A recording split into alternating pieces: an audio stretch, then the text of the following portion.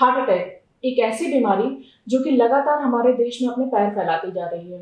पहले लोगों में सुनने में आता था कि 60 से ऊपर जो हो गए हैं या रिटायरमेंट जिनका आ गया है नजदीक, उनको हार्ट अटैक आ जाता था। लेकिन आज के टाइम में हमारे यंगस्टर जो अभी बच्चे हैं, जो टीनेज हैं, उन लोगों को भी हार्ट अटैक की जो प्रॉब्लम है वो देखने को मिल रही है।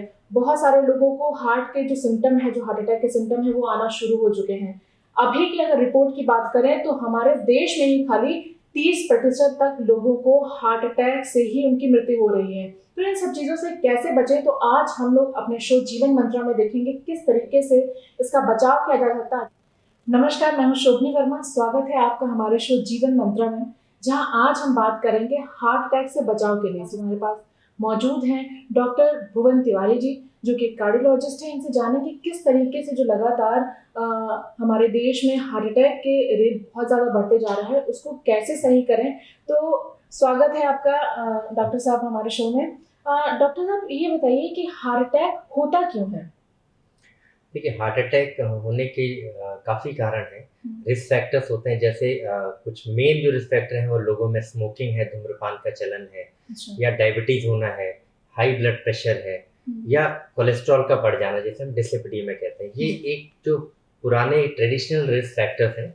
इसके अलावा बदलती जीवन शैली है या तनाव है, स्ट्रेस, तो ये एक और मतलब नए रिस्क फैक्टर्स सामने आए हैं और जिसकी वजह से हार्ट अटैक होता है। तो अब सिम्टम क्या है, मतलब हार्ट अटैक की जो मतलब लगातार, क्योंकि अभी बहुत ज्यादा बढ़ रहे हैं और बहुत लोगों को तो पता भी नहीं चल पाता है कि उनको सडनली हार्ट अटैक आ जाता है। देखिए, आमतौर हार्ट अटैक के जो लक्षण हैं कि किसी को सीने में दर्द होना, खास तौर से वो सीने में दर्द अगर होता है कि वो यहाँ पे आपको जरूरी नहीं कि दर्द हो, कुछ लोगों को हो सकता है सिर्फ दबाव महसूस हो, या कुछ लोग कहते हैं कि हमें कसाव या प्रेशर लगता है। और दर्द हो या प्रेशर हो, अगर वो ये भारीपन हो, ये अगर आपको आपके बाएं कंधे की तरफ जाता हो या आपके गले की तरफ जाता हो, ज़रूरी नहीं कि कभी-कभी बाएँ की तरफ जाए, कुछ ऐसी नसें भी होती हैं जिसमें कि दाएँ तरफ या दोनों कंधों में जाए, और दर्द अगर बाजुओं में आता है, और ख़ास तौर से ये कुछ काम करने, फिज़िकल एक्टिविटी में आता है। इसके साथ में अगर आपको पसीना आ रहा है, तो ये या कुछ बेचैनी सी है, तो ये तो मोस्टली हो गया लोगों में कि पसीना आना, बेचैनी होना। तो अब तो यंगस्टर्स में भी ये चीज़ें बहुत ज़्यादा हो रही। तो मतलब क्या ये मतलब मेनली हार्ट अटैक का ही सिम्टम है, जैसे बेचैनी अगर हो रही है या पसीना बहुत ज़्यादा आ रहा है? नहीं, सिर्फ बेचैनी और पसीना आना हम नहीं कह सकते कि हार्ट अटैक के लक्षण है। सीने में दबाव होना, भारीपन होना, या वो दर्द होना जो कि बाएं कंधे की तरफ या हाथ में जाना, और ख़ास तौर से ये उम्र दराज वाले लोग या जिनमें रिस्क फैक्टर्स हैं, फैमिली हिस्ट्री है डायबिटीज़ की, हाई ब्लड प्रेशर की, उन लोगों में जब लक्षण आते हैं तो थोड़ा प्रोबेबिलिटी ज़्यादा होती है। आपकी बात सही है कि आजकल बहुत सारे युवाओं में ही भी जिनकी उम्र 20 साल से कम है, उनको भी आ रहा है लक्षण। तो उनमें रिस्क फैक्टर्स अलग होते हैं। उनमें रिस्क फैक्टर्स या तो बहुत स्ट्रॉन्ग फैमिली हिस्ट्री हो, या वो लोग अगर धूम्रपान करते हो, उसमें दिल की धमनियों में रुकावट पहले नहीं होती है कोलेस्ट्रॉल की वजह से, लेकिन जो स्मोकिंग या धूम्रपान की वजह से खून का थक्का अचानक से बन जाता है, तो जिसकी वजह से ब्लड क्लॉटिंग हो जाती है और आगे ब्लड फ्लो नहीं कर पाता, तो अचानक से हार्ट अटैक हो जाता है। अच्छा, जैसे अभी आपने बताया कि स्मोकिंग, तो बहुत सारे आजकल यंगस्टर का तो मतलब स्कूलिंग से ही वो स्मोकिंग शुरू कर देते हैं। तो होता है कि चेस्ट में, क्योंकि मैंने बहुत सारे लोगों पे स्टडी करी है कि वो बच्चे क्या करते हैं, स्मोकिंग करते हैं, उनके पेरेंट्स रोकते हैं तो वो जाके अपना एक्सरे करा लेते हैं कि देखिए हमारा पूरा चेस्ट क्लियर है। तो क्या क्लियर होने के बाद भी, चेस्ट क्लियर होने के बाद भी हार्ट अटैक जैसे प्रॉब्लम आ सकती है?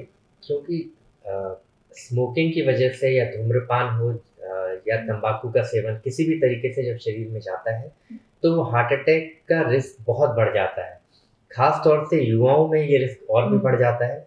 और बच्चे लोगों के साथ क्या होता है कि वो एक तो स्मोकिंग करेंगे बाहर छुप के, तो वो तो नुकसान करता ही करता है, और एक्सरे तो खैर कुछ पता नहीं चलता है। दूसरा जो बहुत कुछ लोगों को, युवाओं को ये गलतफहमी होती है कि हम लोग जिम जा रहे हैं, एक्सरसाइज कर रहे हैं, अगर हम क्या बोलते हैं 1 या 2 सिगरेट पी लेते हैं, लेकिन कोई बात नहीं, हम जिम में जाके एक्सरसाइज कर लेते हैं, पसीना निकाल लेते हैं, डंबल्स उठा लेते हैं, हमारी मसल्स बहुत स्ट्रांग हैं, तो वो हम स्मोकिंग के रिस्क फैक्टर को हम एक्सरसाइज करके कम कर हाँ, देंगे। ये मिथ बहुत ज्यादा है। मैंने खुद देखा है कि जिम करके आए हैं और तुरंत सामने वाले टपरी पे वो सिगरेट पी रहे हैं, तो फिर उसका उनका यही रहता है कि हम तो जिम कर रहे हैं, हम पूरा वर्कआउट कर रहे हैं, अपना पूरा पसीना बहा रहे हैं, तो फिर किसी तरीके की हमको दिक्कत नहीं होगी। बहुत बड़ी लोगों में भ्रांति है, मिसकंसेप्शन है कि हम जिम करते हैं, हमारी मसल्स अच्छी हैं, तो स्मोकिंग से एक दो से कोई नुकसान नहीं होगा।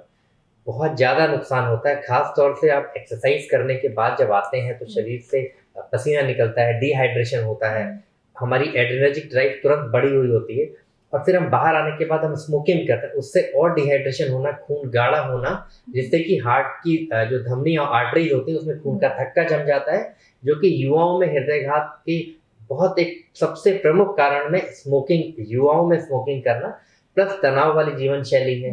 फिर जो लोग जिम और जाते हैं वो बहुत बार गलतफहमी में ये रहते हैं कि हमें मसल्स बनाने के लिए स्टेरॉइड्स का या सप्लीमेंट्स का सेवन करना है, तो मसल्स तो अच्छी दिखने लगती हैं, लेकिन वो उसकी वजह से और भी हमारे हार्ट की मसल कमजोर हो जाती है, हृदयघात का खतरा यानी हार्ट अटैक का खतरा और बढ़ जाता है। क्योंकि स्टेरॉइड का तो चलन बहुत ज्यादा बढ़ गया है, स्टेरॉइड ले रहे हैं, क्या प्रोटीन वगैरह जो अलग से सप्लीमेंट आ रहा है उन सब से भी कोई बॉडी पे रिएक्शन हो रहा है? देखिए, प्रोटीन सप्लीमेंट्स लोग लेते हैं, कुछ प्रोटीन सप्लीमेंट्स अच्छे भी होते हैं, लेकिन उनकी मात्रा डिपेंड करता है हम कितना ले रहे हैं। और हम किसी भी ऐसे ही प्रोटीन सप्लीमेंट है बोल दिया है और हम प्रोटीन सप्लीमेंट ले लेते हैं, तो उससे बेटर है कि हम उसका कंटेंट देखें, कहीं प्रोटीन के साथ उसमें स्टेरॉइड का कंटेंट तो नहीं है जो कि मसल बिल्डिंग को प्रमोट करता है, या उसमें कहीं शुगर कंटेंट तो नहीं है। तो ये जो भी सप्लीमेंट्स हैं इनका रोल बहुत मिनिमल में है, और जो हेल्दी है, एक्सरसाइज कर रहा है, वो नॉर्मल तरीके से, अगर कोई नॉन वेजिटेरियन है तो अंडा खा के भी प्रोटीन बढ़ा सकता है, और वो नेचुरल प्रोटीन आपको फायदा देंगे, नुकसान नहीं देंगे, रादर हम आर्टिफिशियल मोड्स लें जिससे कि नुकसान हो सकता है।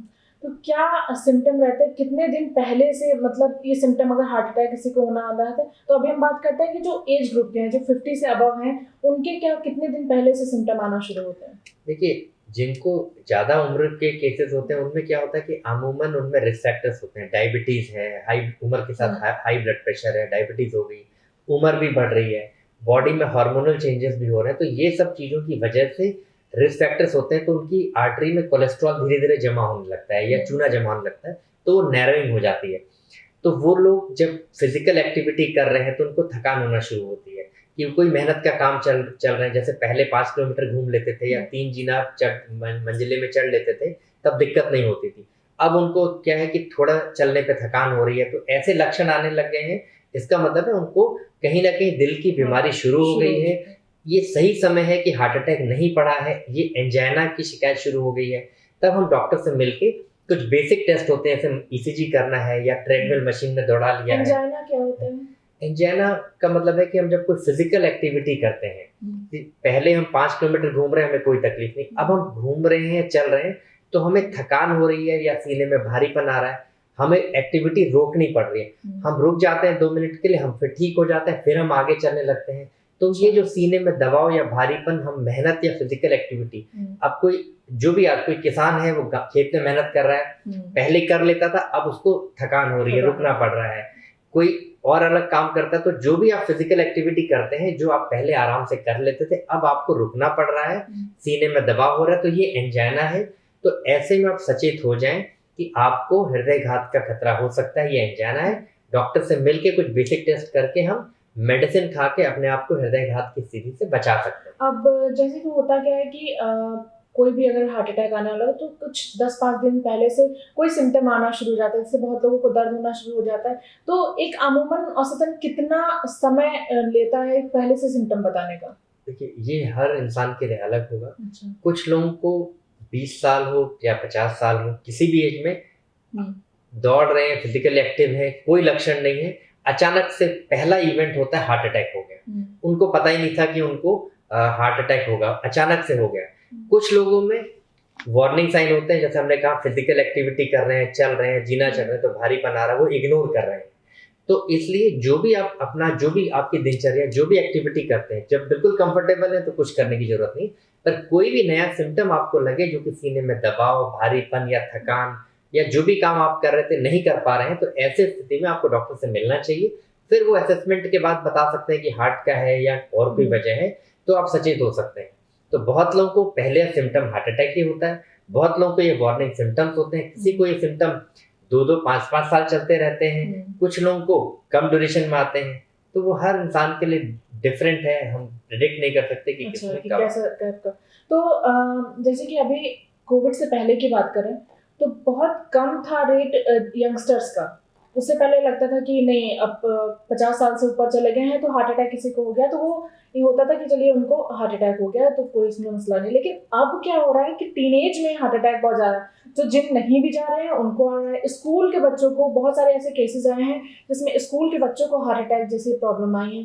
तो क्या रीज़न है जो स्कूल के बच्चों को आ जा रही है, और जिम में तो जो जा रहे हैं उनको तो लगातार यही सुनने को मिला, जिम में जाते ही कोई भी ऐसी फिजिकल एक्टिविटी करते ही लोगों को हार्ट अटैक हो रहा है।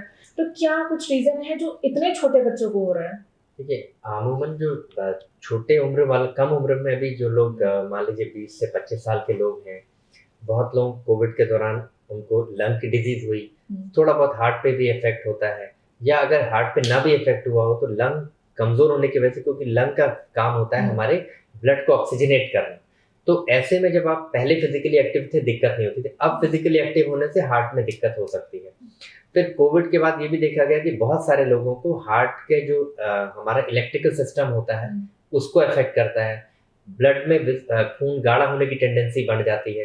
तो कोविड के बाद से हार्ट को डायरेक्ट भी डैमेज किया है, इस वजह से भी केसेस बढ़ गए हैं। वो यंग में भी बढ़े हैं, ओल्ड में भी बढ़े हैं। तो ओल्ड में तो हमने मान लिया कि शायद पुरानी बीमारी थी, पर यंग लोगों में जो बढ़े हैं डेफिनेटली कोविड का भी इफेक्ट है। प्लस कोविड के अलावा उन मतलब बहुत सारे युवाओं ऐसे हैं जिनका मतलब जॉब प्रोफाइल में लोगों के जॉब चला गया है या स्ट्रेस बढ़ गया है, तो उस वजह से भी है। तो कोविड पर से एज ए बीमारी ने भी हार्ट को डैमेज किया है। हार्ट को या लंग को दोनों की मिले जुला इफेक्ट होता है कि हार्ट अटैक भी बढ़ गए हैं या हार्ट फेलियर बढ़ गए हैं। स्कूल वाले बच्चों में भी ये सब देखने को मिल रहा है, जो लोग मतलब इन सब चीजों से दूर हैं थोड़ा सा। स्कूल के बच्चों में बहुत मतलब मैं क्लियरली ये नहीं बोल सकता हूँ कि उनमें हार्ट अटैक ही हुआ है। अच्छा। हाँ, सडन डेथ के केसेस देखने को मिले हैं बच्चों में, स्कूल के बच्चों में। तो वो इस मतलब अगर वो कम है, मान लीजिए 7वीं 8वीं 6ठी का बच्चा है तो उसमें भी सडन डेथ होती है। प्रेयर के टाइम पे जैसे एकदम से फेंट हो गए, फिर वहां पे उनको दिक्कत आ जाती है। तो देखिए बहुत बार ये आता है कि बच्चे प्रेयर में खड़े हैं या किसी प्रोग्राम में खड़े हैं और अचानक से फेंट हो गए। तो बहुत बार वो ह्यूमिडिटी या उमस का मौसम जब ज़्यादा होता है तो बच्चों में डिहाइड्रेशन की वजह से बच्चे गिर जाते हैं, खासतौर पर जहाँ क्राउडिंग है, देर तक खड़े होना है। तो वो तो एक नॉर्मल फिनोमेना है, लेकिन कभी कभी वो उनकी जान भी चली जाती है ऐसे केसेस में। तो वो कुछ जेनेटिकल प्रिडिस्पोजिशन होता है जिसमें कि हार्ट की रिदम गड़बड़ होने का या इलेक्ट्रिकल शॉर्ट सर्किटिंग होने का रिस्क फैक्टर होता है। वो कुछ जेनेटिक होता है। कुछ लोगों में ऐसा केस आता है अचानक से हार्ट की रिदम गड़बड़ हो गई, इलेक्ट्रिकल शॉर्ट सर्किटिंग हो गई और बच्चे की सडन डेथ हो गई। तो अमूमन इतने छोटे बच्चों में हार्ट अटैक के केसेस कम होते हैं, पर हाँ हार्ट की वजह से सडन डेथ होती है, पर वो इलेक्ट्रिकल शॉर्ट सर्किट, वो हार्ट अटैक नहीं कहा जा सकता, वो हार्ट अटैक नहीं, उसे सडन कार्डियक डेथ कह सकते हैं। यानी कि हार्ट की रिदम गड़बड़ होने की वजह से सडन कार्डियक अरेस्ट होगी। हार्ट की रिदम जो नॉर्मली हमारा हार्ट बीट मान लीजिए 72 सेकंड बीट्स पर मिनट होता है कि रेगुलर बीटिंग करता है, कभी कभी उसके रिदम जैसे जैसे हमारा बल्ब कभी शॉर्ट सर्किटिंग होने की वजह से टिमटिमाने लगता है, तो हार्ट जब नॉर्मल कॉन्ट्रैक्ट नहीं करेगा, अगर वो उसका फ्लिकरिंग होने लगेगी तो वो कभी कभी वो वापस नॉर्मल नहीं आ पाता, ऐसे में सडन डेथ हो जाती है। तो जितने छोटे बच्चे होते हैं उसमें एक वो कारण होता है कि इलेक्ट्रिकल शॉर्ट सर्किटिंग, वो उसके फिर कुछ जेनेटिक कारण होते हैं। अच्छा, अभी देखने को मिलता है कि महिलाओं में हार्ट रेट, हार्ट की प्रॉब्लम या हार्ट अटैक की प्रॉब्लम कहीं ना कहीं थोड़ी पुरुषों से कम है।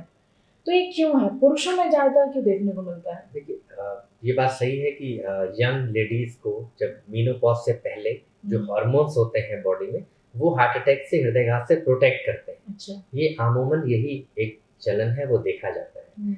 और उसके बाद जब मेंस्ट्रुअल साइकिल जो होता है वो कहीं ना कहीं हम लोग को प्रिवेंट करता है। उसके जो हार्मोन्स होते हैं वो प्रोटेक्टिव हार्मोन्स होते हैं, वो हार्ट की बीमारियों से यूजुअली प्रोटेक्ट करते हैं।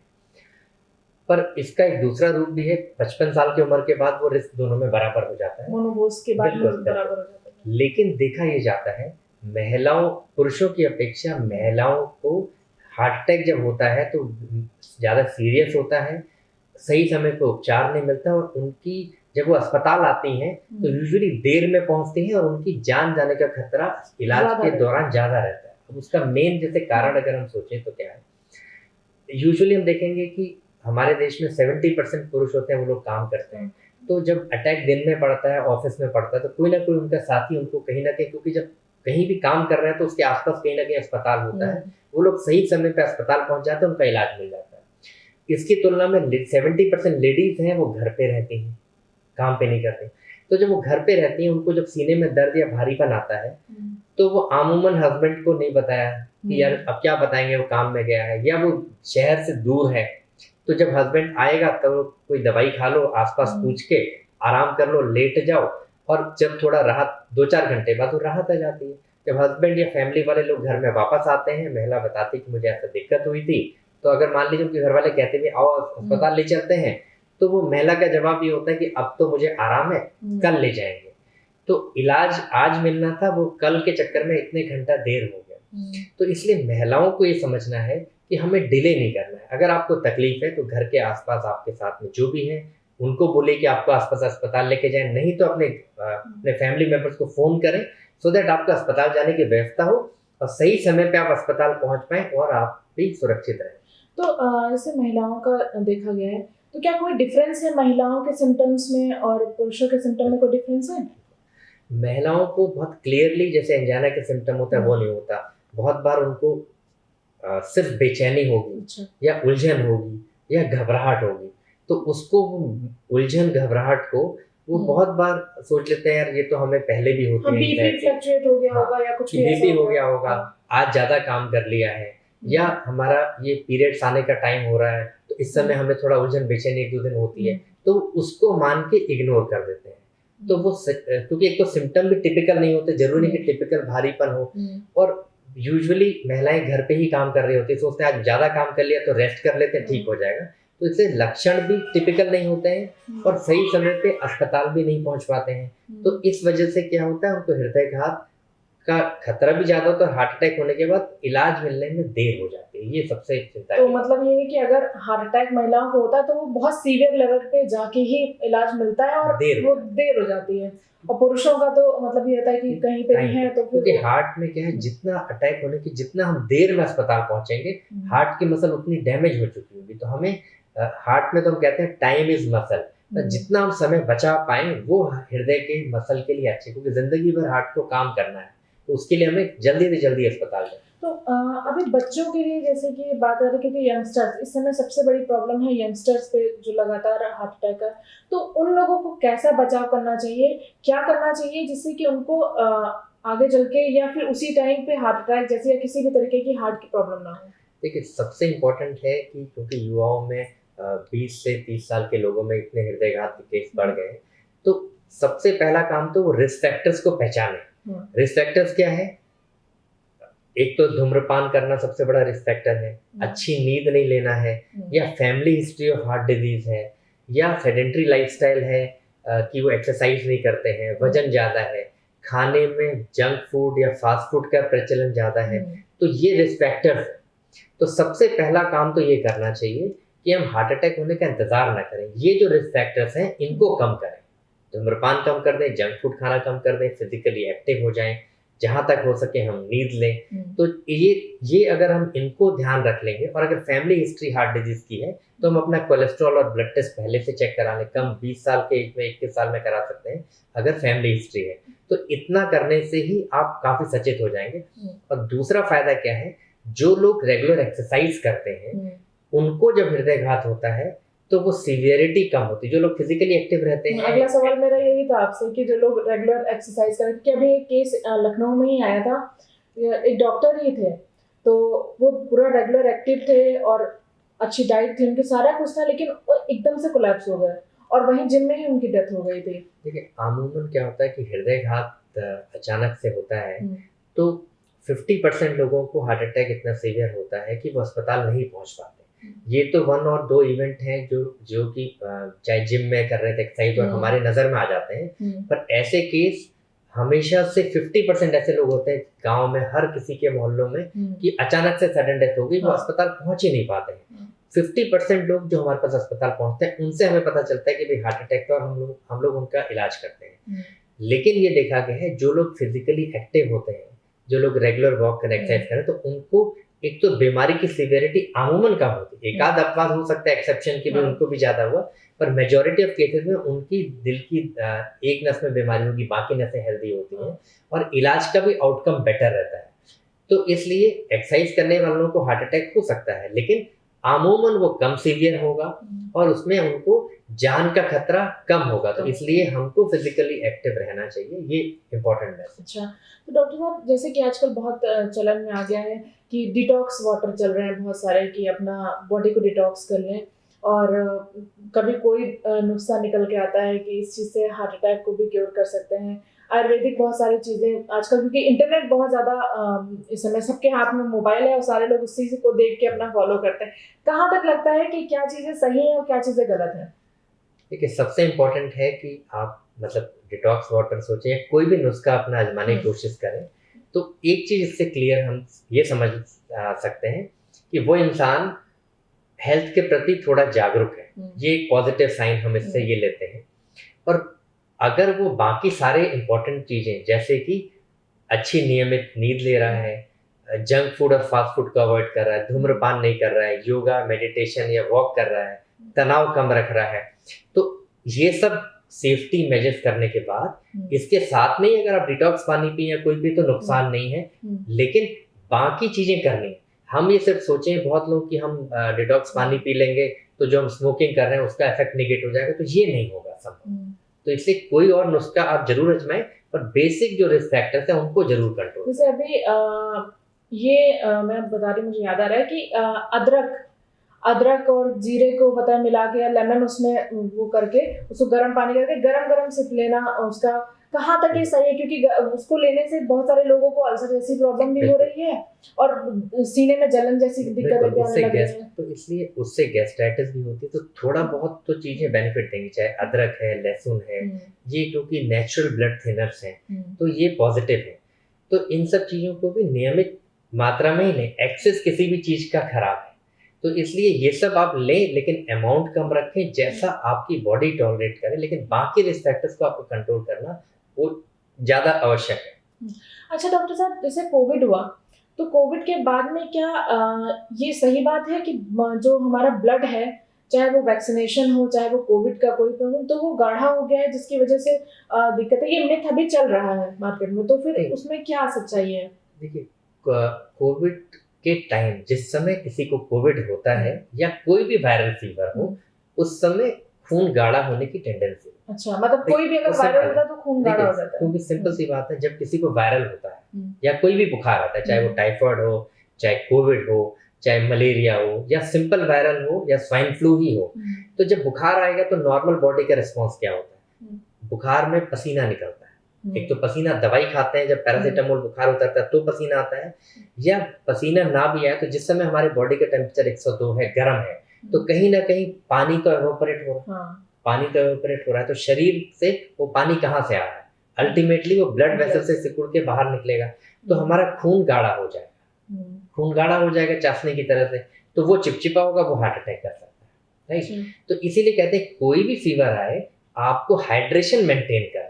तो मतलब ये है कि कुछ भी हो शरीर में, बस अपने दिल का ख्याल रखना, अपने बॉडी को हाइड्रेट करना है बस, और एक्सरसाइज वगैरह करनी है। तो पानी, जैसे कोई भी फीवर हो तो पानी पिए, अपने आप को हाइड्रेट रखें, और वो 3, 4, 5 दिन या 1 हफ्ता बाद जो वो ब्लड की विस्कोसिटी या मतलब खून गाढ़ा होने की टेंडेंसी, वो हफ्ते भर बाद से सेटल हो जाती है। तो हम ये नहीं कह सकते कि कोविड हुआ 2 साल 3 साल पहले और उसकी वजह से आज भी खून गाढ़ा। आज भी लोग यही बात कर रहे हैं कि खून गाढ़ा हो गया था कोविड के बाद से। उस दौरान था, उस दौरान 4 हफ्ते 6 हफ्ते तक वो रिसेप्ट था, पर वो 2 साल 3 साल तक नहीं चला रह सकता, तो वो टेम्परेरी फेज में था। इसलिए हमने उस समय लोगों को खून पतला करने की दवाइयां, जिनको सीवियर कोविड था उनको खून पतला करने की दवाइयां भी 6 हफ्ते 8 हफ्ते तक दी, पर फिर वो फेज चला गया। अच्छा, तो डॉक्टर साहब एक मिथ है, या उसको बोलते हैं कि लोगों में कंफ्यूजन है कि गैस्ट्रिक प्रॉब्लम जैसे होती है, बहुत लोगों को गैस्ट्रिक प्रॉब्लम में भी सीने में दर्द होने लगता है, हाथ में दर्द होने लगता है, उनको ब्रीथिंग में प्रॉब्लम होने लगती है, तो ऐसा लगता है कि उनको हार्ट अटैक के सिम्टम आ रहे हैं। बहुत ज़्यादा ये देखने को मिल रहा है। हार्ट अटैक के सिम्टम को गैस्ट्रिक सिम्टम समझ लेते हैं और गैस्ट्रिक सिम्टम को हार्ट अटैक का सिम्टम। तो क्या डिफरेंस है जो इसको थोड़ा सा भी, क्योंकि अगर गूगल भी अगर कोई करता है तो गूगल में भी सिम्टम वही हार्ट अटैक के होते हैं, वही गैस्ट्रिक के होते हैं, तो बहुत बड़ा कंफ्यूजन है ये। देखिए अमूमन ये दोनों चीज़ों के सिम्टम ओवरलैप करते हैं। तो बहुत बार इवन कुछ ओल्ड लोगों में हो या लेडीज में सिर्फ गैस्ट्राइटिस या एसिडिटी टाइप की फीलिंग आती है और पेन या दर्द होता ही नहीं है। तो इसलिए ये चीज़ समझना है कि किसी को भी अगर ये ओवरलैप सिम्टम्स भी हो तो नियरेस्ट जहाँ भी वो रहते हैं एक ईसीजी कर लेना चाहिए। अच्छा। उस ईसीजी करने से अंदाज़ा लग जाएगा क्लियरली। और ईसीजी इतना आसान टेस्ट है कि आप छोटे छोटे पीएचसी में हर जगह ईसीजी अवेलेबल है, तो उससे हमको क्लियर कर सकते हैं। बिकॉज या फिर क्योंकि खुद समझ पाना, इवन डॉक्टर भी, हम भी अगर देखते हैं तो बहुत बार हमें भी क्लियर नहीं होता ये सिम्टम भी जो बता रहे हैं, ऐसा लगता है गैस्ट्राइटिस है, पेट का ही, बट देन फिर भी हमें ईसीजी करना है, उससे समझ में आता है कि क्या है। या फिर हम कभी कभी ब्लड टेस्ट करते हैं, उससे क्लियर करना पड़ता है। तो जब हम लोग को भी समझने में मुश्किल होती है तो पेशेंट के लिए भी दिक्कत होगी। तो बेटर है कि इस तरीके के अगर ओवरलैपिंग सिम्टम्स हैं तो आपको डॉक्टर से मिलना चाहिए, ईसीजी और फर्दर टेस्टिंग करना। अच्छा, जैसे कि गैस्ट्रिक जब इशू होता है तो होता क्या है कि उसमें जैसे हमने खाना खाया या फिर कोई ऐसी भारी चीज़ खा ली जिससे कि हमें गैस्ट्रिक इशू होने लगा, थोड़ी देर उसके बाद में एक पेन उठता है जिसमें हाथ में पूरे यहाँ पे कहते हैं कि जो हार्ट का जो दर्द होता है वो भी इस जगह पे आता है, पूरा दर्द होता है, खिंचाव आता है। और अगर गैस्ट्रिक हो रहा है वो भी यहीं पे खिंचाव आता है, तो पीठ पे खिंचाव आता है, सीने पे खिंचाव आता है। तो ये हो गया कि भारी खाना खाया उसके बाद आया, एक पर्टिकुलर टाइम के लिए आता है, उसके बाद रुक जाता है, फिर दोबारा हम ऐसा कोई भारी खाना खाते हैं तब आता है। लेकिन जो हार्ट का जब इशू आता है तो वो कितने कितने टाइम ड्यूरेशन के बीच में आता है? अमूमन जैसे किसी को रेगुलरली गैस की प्रॉब्लम रहती है और उसको हमेशा खाने के बाद इस तरीके की ब्लोटिंग या पेट फूलना है या गैस आता है, तो वो तो उसको पता है कि भाई मुझे रेगुलरली ऐसे सिम्टम होते हैं, तो उसको तो पेट की दवाई चाहिए। लेकिन किसी को पहली बार अगर ये सिम्टम आ रहा है या दूसरी बार सिम्टम आ रहा है तो, और अगर वो दर्द आ रहा है या खिंचाव आ रहा है, तो उसको नज़रअंदाज नहीं करना चाहिए। एक बार वो रूल आउट हो जाएगा कि हार्ट की दिक्कत नहीं है, तो फिर गैस की एसिडिटी की दवाई आती है, वो हम चला के उससे पेशेंट को या खाने पे डाइट का मॉडिफिकेशन बता के फिर आगे के लिए ठीक रह सकता है। तो बहुत बार लोगों को खाने के साथ ही हार्ट अटैक आ जाता है, खाने के बाद थोड़ा चले तब भी आ सकता है। तो इसलिए पहली बार हो रहा है या दूसरी बार हो रहा है तो जरूर डॉक्टर से मिलकर ईसीजी और बेसिक टेस्ट करना चाहिए।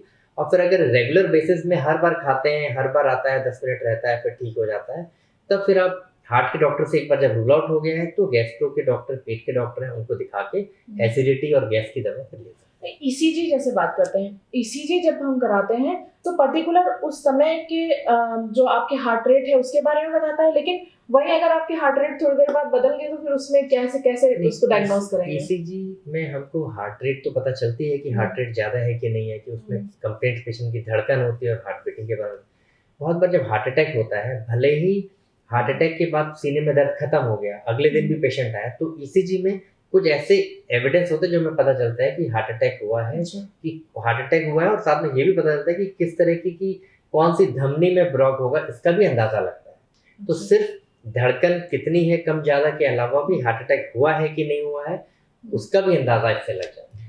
अच्छा, तो डॉक्टर साहब जैसे कि कभी किसी को सडनली हार्ट अटैक आ गया, हमारे सामने कोई भी इक्विपमेंट नहीं है, कुछ नहीं है, तो क्या हमें तुरंत करना चाहिए कि सामने वाले को हम लोग बचा सके, या कहीं पे उसको सीने में दर्द हो रहा है और हम दूर कहीं पे क्षेत्र में है, तो उस समय क्या करना चाहिए कि उस समय के लिए वो इंसान बच जाए? देखिए, अगर किसी को डेफिनेट सिम्टम्स हैं कि सीने में दर्द है, वो बाएं हाथ की तरफ जा रहा है, पसीना आ रहा है, सांस फूल रही है, तो ये लक्षण डेफिनेटली हार्ट अटैक के होते हैं। अच्छा, मोस्टली बाएं हाथ में ही होता है? बाएं नहीं, दाएं भी जा सकता है, या दोनों कंधे की तरफ जा सकते हैं, जरूरी नहीं कि हाथ में जाए, या उसको लगे कि भारीपन है, जकड़न है। और अगर ये सिम्टम क्लियर कट पहचान में आते हैं हार्ट अटैक के हैं, तो क्योंकि हार्ट अटैक क्या होता है, दिल की जो नाड़ियाँ, आर्टरीज होती हैं, धमनियाँ, उसमें खून का थक्का जमने से होता है।